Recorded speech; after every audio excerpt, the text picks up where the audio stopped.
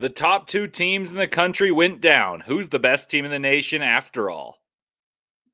You are Locked On College Basketball, part of the Locked On Podcast Network. Your team every day.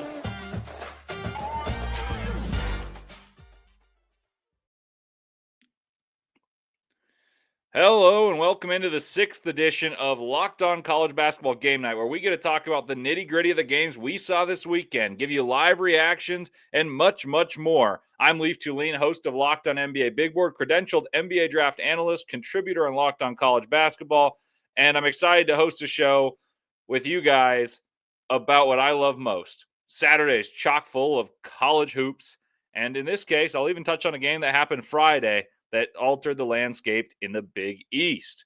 Thanks for making Locked On College Basketball your first listen each and every day, part of the Locked On Podcast Network, your team every day. Tonight's show is presented by FanDuel. Super Bowl 59 is here, and there's no better way to make every play more exciting than with FanDuel Sportsbook. New customers can bet just $5, and if you win, you'll score $200 in bonus bets. Download the app or head to FanDuel.com to get started. In the first segment, we'll discuss both the number one and the number two team in the country going down. That's Auburn and Duke going down.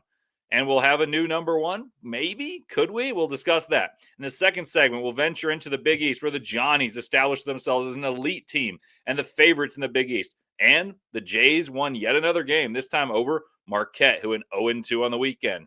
And in the final segment, we'll delve into the biggest games of the day with yet another blue blood falling against a conference rival, as well as touching on the biggest games in the SEC, where seeding implications could happen and game winners did happen. So let's dive right in.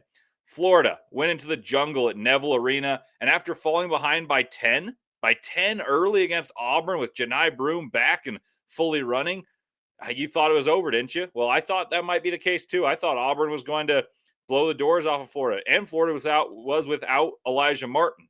Well, from then on, after falling behind by 10, and Janai Broome seemed to tweak his ankle, but maybe just didn't play well from that juncture forward, Florida dominated due to two things. Walter Clayton got hot, and he became really, really good for a stretch that was absolutely critical as they dug out of that 10-point deficit and created a 10-point advantage of their own.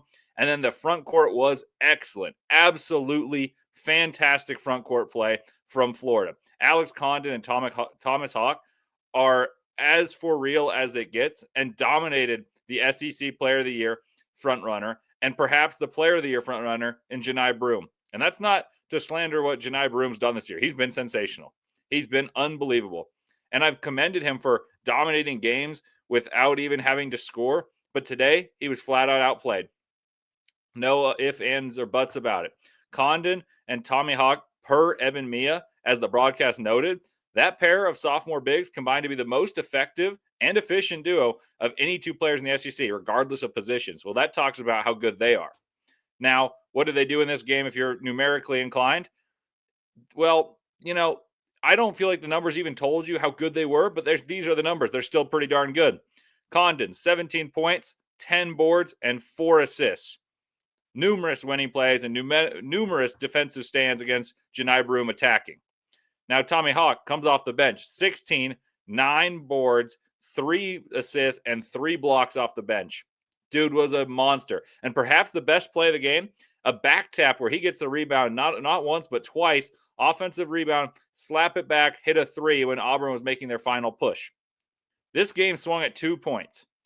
When Tommy Hawk came in the game, they became far, far better than when Ruben Chinleyu was in the game. Ruben's good. He gets a ton of boards. He's a monster on the glass. But Tommy Hawk brought a different element to Florida, and they used what he and Condon did together. The pair of best friends and roommates dominated.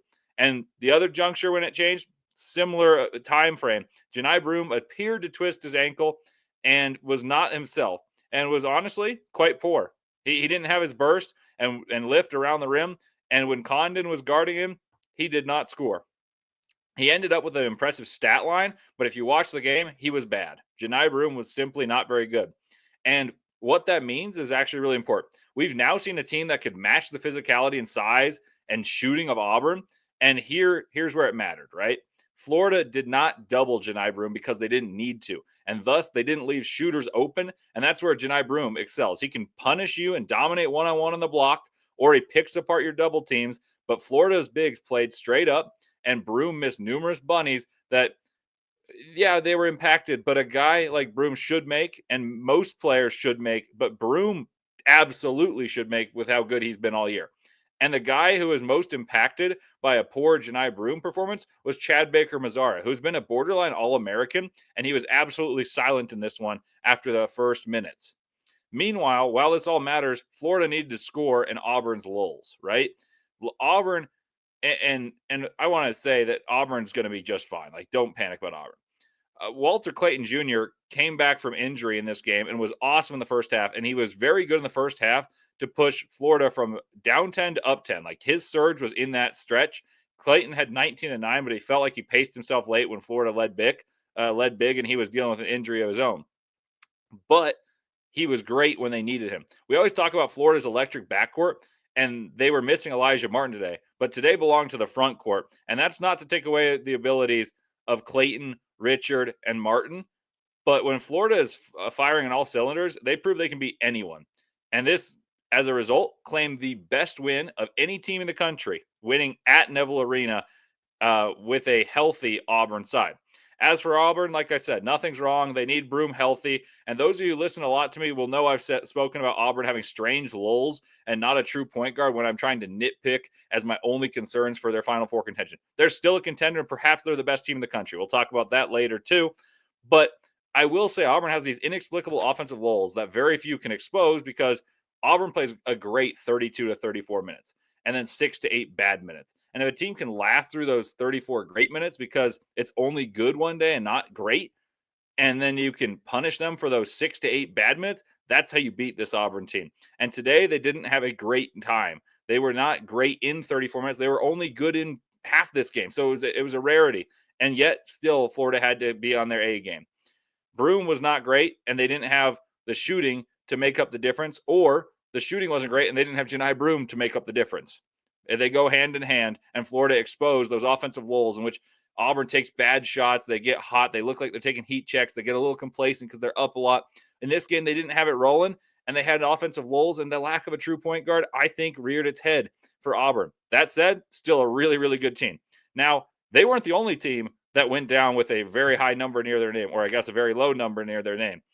Duke fell. And while Janai Broome had a poor game, so too did Cooper Flagg by his illustriously high standards. And as a result, Duke lost. And they're no longer undefeated in the ACC. The narrative will be, of course, that Cooper Flagg slipped on the biggest play of the game. That's the third time they've lost late. They lost to Kentucky, and he had 2 turnovers spinning into traffic. They lost to Kansas. He slipped twice and traveled, and he slipped again and traveled. And Flagg had turnovers, and that's okay. But he was superb making shots late to give Duke a chance in this game. But Clemson earned a huge win by playing very physically and out-executing Duke late. Their experience showed. But the weird part about this game is you'd expect, to have a chance late, then they were outplayed the whole time. Duke just clawed their way back. No, Duke led 51 to 49. Duke led all the way until 51 to 49. They led all the way until it was 49 to 49. First lead for Clemson was 51-49. And from then on, Clemson felt in control, even when Cooper Flagg and Tyrese Proctor hit improbable 3 balls to put Duke in front. The reality is Duke hadn't been tested in a while and now have lost in a true road game against the second best team in the ACC. And I know Louisville's pretty good, so you can say they're the second best, and I wouldn't fight you too heavily on that one. However, they lost against one of the hardest games they'll play and against a team that's full of grown men on the interior. Duke actually hit 12 threes, and if you told me Duke was going to lose and they hit 12 threes, I'd be stunned. Well, that's usually more than enough to get it done. But Clemson dominated the glass, winning by 13 boards, and their dudes played like dudes. Hunter, he's a first-team All-ACC guy, had 14, closed the game out on free throws and with a block on the other end. He's an all-conference guy. He did his thing. Ian Shefflin guarded Cooper Flagg to 6 of 17 shooting and collected 10 boards in the process, along with, doing his thing and scoring a bit too. Then Lockin, this is where it becomes a different thing. The difference is those 2 guys could do their thing and they don't have enough firepower. Lockin scored 22, and that's the difference. He did so efficiently as well, and frankly, he outplayed Common Malawach badly. Now, the way to beat Duke, though, is, and this has been the case, that this happened against Kansas and against Wake Forest and NC State, who got the best of Duke during portions of that game. Didn't beat them, but got the best during the portions of the game. They muck up the game. They make it physical, exceedingly physical even, and make the youngsters do their thing. Like, Cooper Flagg's great, but he wasn't sensational throughout the majority of this game because he was made to work super hard.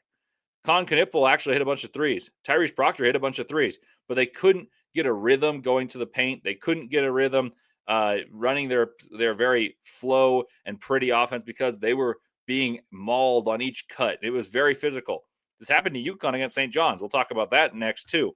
But Clemson showed the roadmap for beating Duke, but you need the ammunition, and you need Duke, quite frankly, not to shoot very well, which they did, or to have a sloppy game from their best player, Cooper Flagg.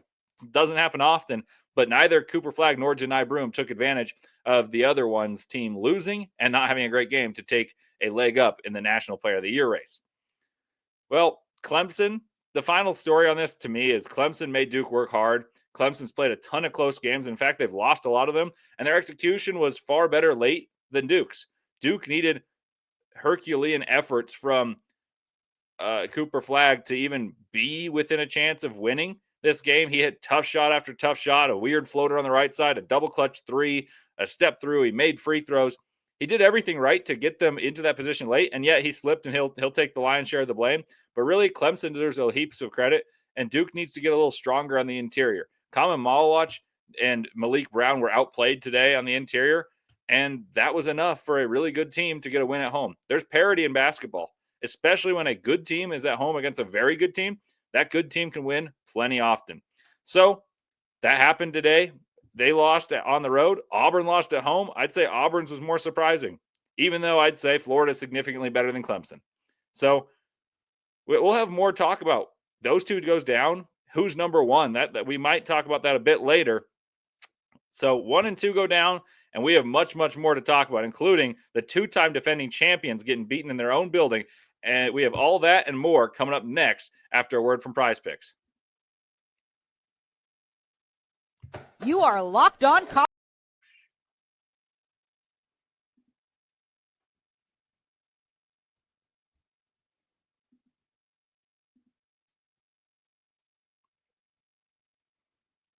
The big game is almost here, and there's no better way to make it even more exciting than with PrizePicks, the best place for a daily fantasy sports with over 10 million members and billions.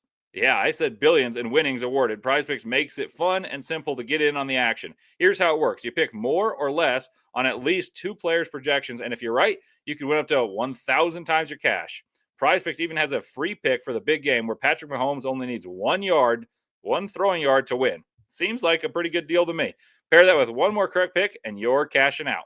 For example, you can this week look at the board and say, you know what? I'm going to select more for Travis Kelce on receiving yards and more for a quarterback's passing yardage, whether it's Jalen Hurts or Patrick Mahomes. What I love most, fast, safe withdrawals. When I win, my cash is on my account for in as little as 15 minutes. Check out the promos tab to tail any of the super sweet Millie winners big game lineups. If you tail a lineup that goes 3 for 3, you can split. You can win a split of $1 million in promo funds. What a deal. So download the app today and use code LOCKEDONCollege to get $50 instantly after you play your first $5 lineup. That's code LOCKEDONCollege for $50 instantly after you play your first $5 lineup.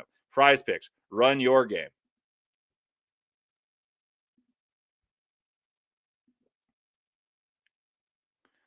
All righty, welcome back to Locked On College Basketball Game Night. I'm Leif Thulin with you here for what's yet another excellent night of college hoops. And it wasn't only tonight that had big upsets and big brands going down, as last night Rick Pitino and the St. John's Red Storm cemented themselves as the best team in the Big East, beating UConn at Gamble. I had thought that this game was going to be played at a neutral site, played at the Garden, the mecca of basketball, and I said, oh, this is going to be awesome. I still kind of thought UConn might win it because, St. John's plays super physically and they have a hard time scoring. They have a hard time scoring, but they make it hard for you. But UConn runs this beautiful offense and they hit a ton of threes. And early on, I looked like a genius for that thought. UConn led 26-12, and looked like a dynamo, hitting 3 after 3, and the building was rocking. And like I said, it wasn't at Madison Square Garden. It was at UConn's home court. And then all of a sudden, St. John's gritted and grinded their way, a la the Grizzlies, into contending by halftime. They were in that game by halftime, and for the rest of the game, it was played at St. John's tempo, and it was uncomfortable for UConn. It was played on St. John's terms, exceedingly physical and sped up. St. John's forced 22 turnovers, turning into 18 points off of those turnovers. Yeah, that's huge for a team that is inept shooting from both the three and the free throw line like St. John's is. Enormous swing. And UConn, they don't necessarily have the same guard play they've had in years past, but it's certainly you don't see teams turning them over like that. They made UConn shoot 27%. Yeah, just 27% and only 39% from the field. It's not like St. John's shot well either. It's not like they had an uncharacteristic shooting night. They shot 19% from three. This is just a testament to how great they are defensively and how well coached they are. Rick Pitino put on a masterclass. And the crazy thing is UConn even won the glass. So St. John's didn't dominate the glass like they did against Marquette, but they made UConn play an ugly game rather than the free-flowing offense they employ and that they prefer. They mucked up the game, much like Clemson did against Duke. And I think they did a far better job than Clemson did even. The strange part is both teams, had similar recipes between those two, muck up the game, but Clemson won the glass. St. John's didn't. They were out-rebounded. You get out-rebounded by UConn, say goodnight, because this is a team that's one of the best in the country offensively. After this game, in which their offensive rating went down significantly, they're still top 12 in the country. But the crazy thing is St. John's, after beating Marquette and beating UConn, is now so much better on their defense than even UConn is on their offense. St. John's, according to KenPom, they're second in defense, conceding just 87 points per 100 possessions. So that's well under a point per possession. And that's the best in the Big East since it reconfigured in 2013. Why does that matter? And what team, was pretty relevant back then? Oh, yeah, that's right. In 2013, Louisville won it, but that's not the team I'm speaking of. In 2012, the last year of the Big East, Louisville made a Final Four, and this is the team that kind of reminds me of it in terms of their makeup. They had two great defensive guards, and both were capable of scoring, Peyton Siva and Russ Smith. They ended up winning the national championship. This team lost to Anthony Davis in Kentucky, but the point of that is they were able to speed you up defensively, make you uncomfortable, and then at the end of the games, they had guys that could go get their own, and they would play their own guys the entire time. They'd play 5 or 6 guys, press you, and they had this understanding of we're going to play in rock fights, and we're going to speed you up. And some days we're going to blow them out because they can't stay with us. And other days we're just going to have to score somehow, somewhere or another. And they just have this understanding that is pretty hard to match. And you're seeing that right now as the Johnnies are up to 12-1 in Big East play. So now let's go back to the Johnnies. They made solo ball work for every single shot. Caravan hardly could get a shot off, only had 3 points. McNeely, who in my opinion, and I think it's pretty clear actually, is UConn's best player, was 4 of 15 en route to scoring his 18 points. So UConn won the glass, but none of their guys could actually score because of St. John's dudes are better. Like they are actually the better players. And that's not something you're used to seeing with Pitino at least recently. He's been milking the best out of everyone. He's got really good players. RJ Lewis had 21. Kadari Richmond reminded the nation why last year he was all conference and perhaps at one point of last season was the front runner for Big East Player of the Year when Seton Hall was on its best stretch of the season, and he was a member of the Pirates. And St. John's proved you can win by only making 4 threes and dominating your opponents physically. They made 4 threes and beat UConn. Like, that's absurd. I believed UConn would win, like I said, and because it would be too hard for St. John's to stop all the threes that UConn generates and too hard to score enough to stay with what UConn's pace would be playing at home, especially once I saw it was at home. I was like, oh, that's got to be the case. And then it looked that way at the beginning, but boy, the tables turned. They really did. And I'm on board the Johnnies bandwagon. Speaking of tables turning, look at Creighton and how they've resurrected their season as they beat Marquette in a hard-fought game in Omaha. Creighton plays drop coverage and has amazing interior play with Kalkbrenner. We know that. That's all we knew. But Stephen Ashworth has taken a wild leap forward and made Creighton a Big East contender out of nowhere. Absolutely nowhere. And if this is a team that I wasn't sure was going to make the tournament, even a touch before Pop Isaacs got hurt, and certainly after he got hurt. Like Pop Isaacs goes down, and you're like, man, I don't know where they're going to score. And I know Kalkbrenner's great, but like, can Ashworth do it? Like, can he do it as a scorer and a point guard? Like last year, he was the 5th best player on that team. And now he's an all Big East caliber guy. Credit to him. Jemiah Neal also stepped up with 14 to add to Ashworth's 22. Kalkbrenner had 19 points, 7 boards, 4 blocks. And now Creighton, out of absolutely nowhere, is 11-2 in Big East play, winners of 9 straight, and they face UConn and St. John's next week. And while I don't think they win those, I don't think anyone saw the 11-2 record in conference play. So who knows? And on the other side, Marquette's in trouble. Teams have figured out how to guard them. And what they're doing is they're daring Stevie Mitchell, who's an excellent defender, a great player on this team who's been very important to them in the past years where they've had tremendous success, but he can't shoot. And it's allowing for teams to put a center in the middle of the paint and have a center guard a point guard. And it makes life so hard for Cam Jones, who's carrying an unbelievably massive load. Like, he has to do everything. And I've said Marquette's, they're pretenders all year. I didn't believe in them at all. Even when they were at the top of the Big East and it seemed like in a league of their own, never believed it because you just can't have one guy be that good and no one else fill in. And I know this sounds disrespectful to the other guys, but it's becoming harder and harder for Cam Jones as there's more and more bodies in the paint and less chances to be rewarded for making the right plays, the kickouts that everyone was applauding of his. Well, today, Cam Jones was very good. He had 27 and 11 of 19 shooting. And I think their second best player, Chase Ross, like that's the guy I think their second best player is. Like if you boil it down, that's the guy. He had 2 points, inexplicable. You can't win.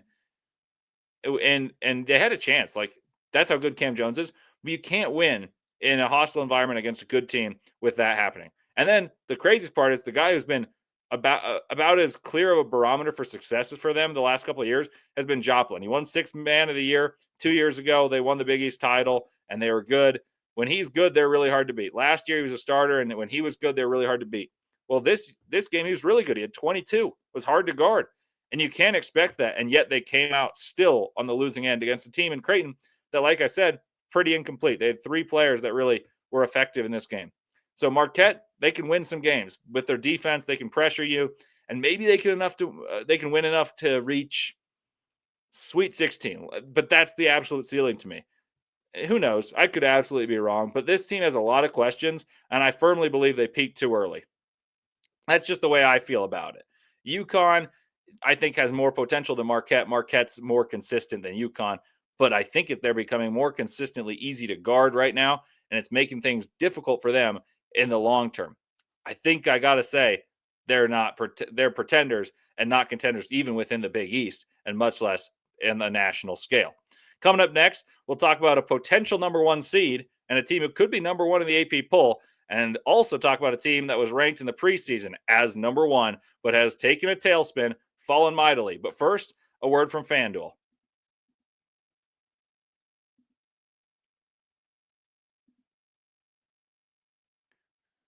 Super Bowl 59 is here. 1 game, 2 teams, endless possibilities, and there's no better way to make every play more exciting than with FanDuel Sportsbook. Whether it's predicting the first touchdown, calling the MVP, or even betting on the coin toss, FanDuel makes it easy to get in on the action. With live betting all game long, you can adjust your bets as the game unfolds and feel the thrill from kickoff to final whistle. The live betting feature lets you stay involved no matter what happens on the field. And the app is super easy to navigate. Plus, knowing that, you can place a $5 bet and potentially win $200 in bonus bets for the Super Bowl. Now, that's icing on the cake. Download the app today and head to FanDuel.com.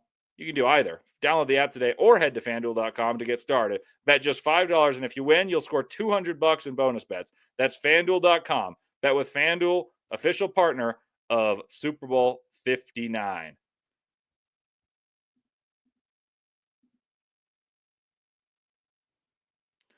All righty, welcome back to Locked On College Basketball Game Night. I'm Leif Thulin. This is your final segment. There's so many games to get to, but we got to start with the Sunshine State Showdown, where Kansas lost to Kansas State.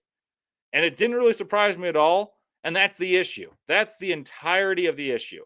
Kansas, though Kansas State is playing better, they aren't ranked, and they aren't really that good. And Kansas never had a chance in this game. Yeah, losses do happen, but they don't have an identity. They don't have a clear-cut best lineup to employ. They don't seem to fit in well together. And despite having veterans everywhere, an all-American big man, and winners in KJ Adams, DeJuan Harris, And a Summit League Player of the Year coming in who's been good in Zeke Mayo, a talented freshman in Flory Badunga, a second-team All-Big Ten guy in A.J. Storr, and tremendous athletes littered throughout this roster. They have absolutely no clue what the remedy is to winning basketball games. They can play better in stretches, but yet they've got throttled and gave up 60-plus points in the second half against Baylor after leading by as many as 21 points. Kansas State, by the way, just for the totality of this. So Kansas State won. They won by 8, but they were leading by more than 8 for the majority of this game. Kansas State, by the metrics, has actually been a top 20 team the last 2.5 weeks. So for the Kansas fans that listen and say, oh, it was actually an acceptable loss, I doubt you actually believe that because you're frustrated more than I am. But this is still Kansas we're talking about. So who expects Kansas to lose 3 games in a Big 12 year? And that might even be a down year. Like that's what I'm used to. Like 3 games is like, oh, they're 17-3. Like that's a down year for Kansas, or that's an okay year for Kansas. It's not one of the best ever. And not 3 straight weekends in Big 12 play. Not me talking about Kansas losing to Houston in inexplicable fashion, blowing 2 6-point leads with a minute left and 18 seconds left. Not losing to Baylor, leading by 21, and not losing badly to their rival Kansas State, who's not ranked. That's what we're coming up on for Kansas. I'm out on Kansas. I said that last week. It wasn't that bold of a declaration, to be honest with you, to begin with, but it's getting ridiculous. This team has a Hall of Fame coach, All-American talent, and is not producing well at all. So props to Kansas State. Jerome Tang, big win. This is actually a huge win if you think about what their chances are at making the tournament. I think they've got a chance now. They're starting to play better. But the story is Kansas was number 1 in the country, best roster construction, we all thought, in the country, and they have no answers as to how to contend, and right now look like a 5 seed. On the flip side, Alabama came in ranked 3rd in the country to this game, ranked 2nd in the AP poll to start the year, and to me, they deserve the chance to be there to usurp the number 1 spot as Duke and Auburn fell. They went on the road and took care of business against Calipari and the Hogs. As I'm recording this, they were able to win this game, and I didn't watch the final moments, so I'm finding you that score right now. They were able to win this game, and they were dominant. And I don't think Calipari and the Hogs are very good. Like, I'm just going to be honest. I know they beat Kentucky. I know they've saved their season, and he ruined the vibes in Lexington. But they're not that good. But that's not the story. Alabama did what they needed to do. They won by 4. They won the game. They wasn't convincing. They were up big earlier, 85-81, and they win the game. Mark Sears wasn't particularly good. The leading scorer for Alabama in this was Grant Nelson. I wouldn't say he was particularly good either. It's not great. Like, you're not thrilled about it. And so you think, is that team the best team in the country? I don't know. I'm not the biggest fan of inconsistency, but what Bama has shown to me is they can rise to the competition level and they can fall to it. And their lack of metric appreciated defense, it does visibly get better when it matters more. And man, they can score. And that's without even having shot well at all this season. Chris Youngblood is slowly but steadily returning to form that he displayed at USF and is bringing that dynamic to the table, knocking down big shots, especially in an overtime game last week. He hit huge shots to propel Alabama to a victory. He also is starting to take on bigger defensive assignments, and he brings an element of shooting with size as opposed to the shooting without size that Aiden Holloway or if LeBaron Filan makes shots and Sears makes shots. He's bigger and he's more rugged, and he brings a steadying presence as opposed to the electric, super athletic wings that Alabama can employ, like Jaron Stevenson, like Reed, some of these guys, Diabate, who can't shoot. So I like what I'm seeing from Alabama. This team, to me, is the most talented team on paper coming into this year, and I think watching them play, I still think they're the most talented team. Duke has the most potential. I would say Alabama has more talent littered throughout their roster. So in this game, I would say Sears wasn't great. Nelson wasn't great. They still cruised for the most part, won the game without too much trouble. And that's happened many times this season. That's scary for both sides. Both because you don't want to lose to a team like that because, you know, if they're not playing well, then what can they be? What if they got more potential than anyone else coming out throughout the rest of this year? But also for Alabama, it's scary. You're flirting with danger. So I say all that to say this. Are they number 1? Duke has 3 losses now, including the one that they just suffered at Clemson. Auburn just suffered their second loss. Their losses are to Duke and to top 5 after this week, Florida. And Alabama has 3 losses, but they have won most recently. So I think I would not be mad if they're number 1, but I don't think they should usurp Auburn, whose losses have been explicable. Like they have been very easily explained. I think Alabama's had a more inexplicable loss, and they've had 2 of those where I've been, man, that's a bad loss. They lost to Purdue, who I know is ranked well, and I didn't think that was a bad loss because it was at Mackey, so I won't hold that against them. But they lost to Oregon, and I thought they should have won that game on a neutral site. And Oregon has fallen off badly. They've done a tailspin. I know you don't go through the entire resume to find this. And then they lost to Ole Miss on their home court. So I would still not give Bama number 1 personally. I would go Auburn, Bama, Duke. Because Duke, though I think they're excellent, has lost in each opportunity they've had to lose. They've blown out a bunch of inferior opponents, and they've lost in close games. So that would be my ranking. I go Auburn, Bama, Duke as my top 3. So last but not least, a few big-name programs got get-right wins and took care of business. Michigan State was propelled by Jace Richardson's 29 to beat Oregon despite a double-digit deficit at half, and they did so comfortably. They beat Oregon by a ton in the second half. Jace Richardson was spectacular. Akins was good, and they found a way to score, even though they don't shoot the 3 very well, much like St. John's. And I think this was a huge win to right the ship. I expected them to win, but it was very impressive the way they came back after trailing by double digits at halftime on their home floor, found a way to get Tom Izzo the win that tied him with Bobby Knight as the top coach ever in the Big Ten for wins. So next game, they will have a chance to break that record. Kentucky, they got Lamont Butler back, and they blasted South Carolina. They needed a win. They've lost 4 of 5. You knew Kentucky was going to get right at some point. We do see concerns about their defense. Lamont Butler can at least apply a Band-Aid to what might be more than a mere flesh wound. They might have bigger issues, but Lamont Butler can cover up a lot of them. And he certainly did so in beating South Carolina. And last but not least, the game of the day that no one recognizes, I've saved for last. Texas A&M won an ugly, exceedingly physical game over Missouri, who were 6-point favorites. Missouri was 6-point favorites, and how it ended was about how you'd think it would. Wade Taylor on a scripted, beautiful play after a horrible, ugly game, a beautiful scripted play leads to a 3-ball from Wade Taylor, who received a give and go, ran off a screen, and hit a 3 from the right wing. Nothing but nylon. Texas A&M led most of the way. It got dicey, especially when they were playing at their pace, making it an ugly game, making it a back you down to the basket or get out in transition game, as opposed to the beautiful 3-point offense, that the barrage that Missouri's been employing recently under Dennis Gates, and they've taken out some big teams like Florida at Florida. But they went scoreless, speaking of Texas A&M, for quite some time, unable to score, and they found a way to be resilient after doing that at Missouri. They led most of the way, gave up an 8-point lead, and it looked dicey. They found a way. And the reason I bring this up is last, but I talked about resume-defining wins as I outlined this segment. The Aggies won't be a 1 seed, but do at this moment have a slight chance in this world in which their resume lines up with one-line resumes, because they have some great wins. Purdue, they played, it counts as a neutral site, but that was played within the state of the Indiana. They've beaten teams on their home turf that are top 4 seed lines more than anyone else in college basketball aside from Auburn. And we've just talked about how I still think Auburn, despite the loss, might be the top team in basketball and deserves, at least resume-wise, to be number 1 in the AP poll.